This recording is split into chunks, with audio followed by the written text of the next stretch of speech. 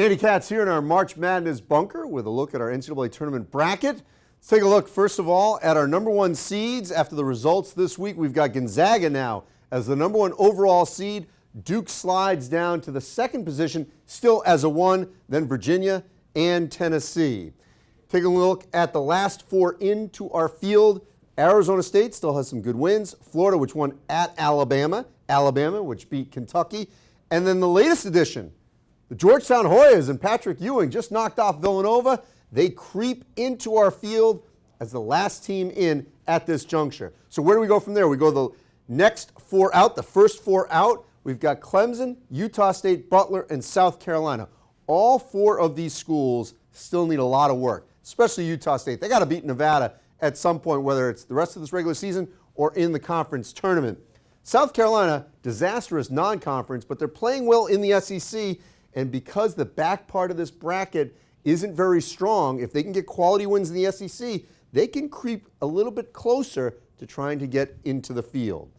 All right, let's start to break down the bracket, where we see it at this juncture. Let's start out west with the number 1 overall seed, the Gonzaga Bulldogs. Florida State, so hot right now in the ACC, a solid 5.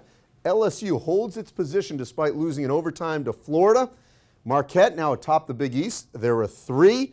Wofford's been hot in the SoCon. They're on a great run right now. And Michigan State, no Nick Ward, no Joshua Langford, and they're holding steady in that 2 spot at this juncture. Looking at the Midwest, we've got Tennessee as the number 1 seed out there. St. John's with that win over Villanova. They are solid right now in that 8-9 matchup. Maryland, well, they had the buzzer beater to knock off Iowa, or essentially right near the buzzer in their last offensive possession, which is a huge road win for the Terps.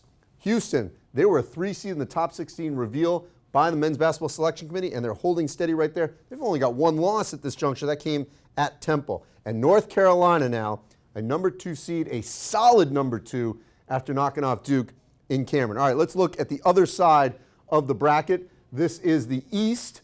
Duke is the number 1 seed, not the number 1 overall right now. K-State atop the Big 12. They're a 5 seed. Nevada losing on Wednesday night at San Diego State, so now they're a 4 and they're trending in the wrong direction. They got a tough game coming up soon against Utah State. Kansas, which had been so steady as a 2 seed, taking on some water in the Big 12, and that's why they have slid down to a 3. And the 2 seed in the East, Michigan, which had a solid win over Maryland at home. That came after losing to Penn State. All right, the final quadrant of the bracket, that is the South, where Virginia is the number 1 seed. Villanova now a 5, in large part because they've lost some road games in the Big East, the latest being Georgetown. Purdue got a chance to win the Big Ten regular season title right there with Michigan State. They are a solid 3 right now. Buffalo holding steady as a 7 out of the MAC, even though it's been very difficult to win on the road in the MAC. They're getting it done. And the 2 seed, the Kentucky Wildcats, after knocking off Tennessee at home. Kentucky still has a chance to potentially get to that 1 line, but they are a solid 2 right now, and we've got them in the South. All right, so coming up in the next couple of weeks, we're going to have an NCAA tournament bracket on the next couple of Tuesdays, and then we'll wrap one up Sunday morning on Selection Sunday.